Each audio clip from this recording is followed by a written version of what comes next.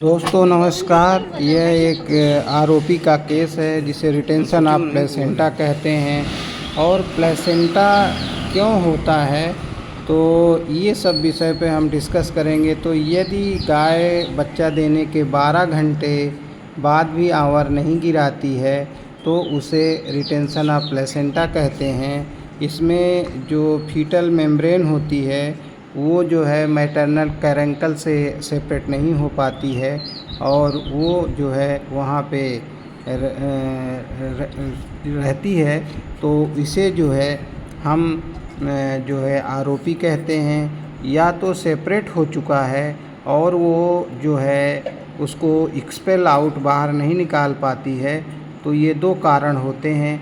अगर मैटरनल कैरेंकल से प्लेसेंटा अलग नहीं हो पाता है तो प्राथमिक जो है प्राइमरी जो है रिटेंशन ऑफ प्लेसेंटा होता है। और यदि कैरेंकल से मैटरनल कैरेंकल से जो फीटल मेम्ब्रेन सेपरेट हो जाती है, इसी कारण से उसको एक्सपेल आउट नहीं कर पाती है तो द्वितीय रिटेंशन ऑफ प्लेसेंटा होता है।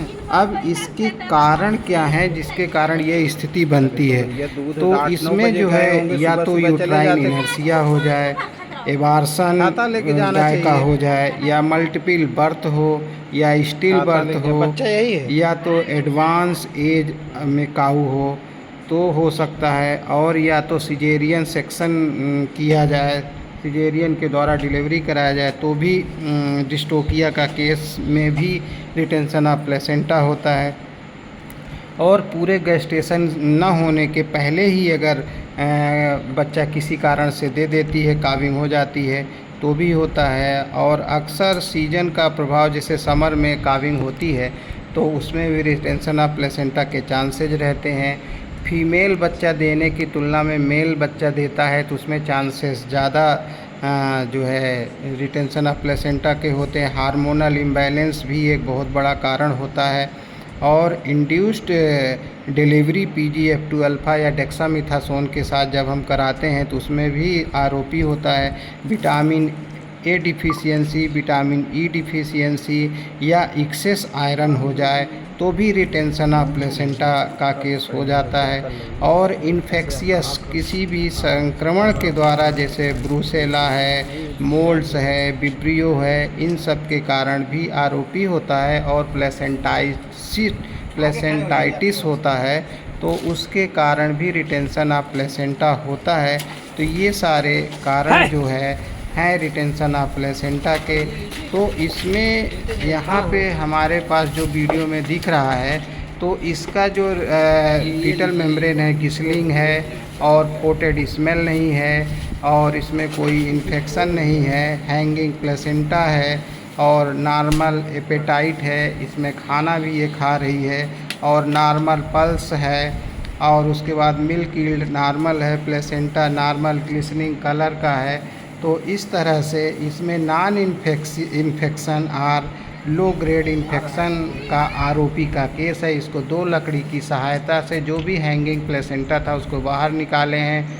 इन सभी कारणों से जो है ये होता है। और इसमें जैसा कि ये हैंगिंग प्लेसेंटा है तो इसमें जो मैटरनल कैरेंकल से ये जो प्लेसेंटा है वो फीटल मेम्ब्रेन वो सेपरेट हो चुकी है।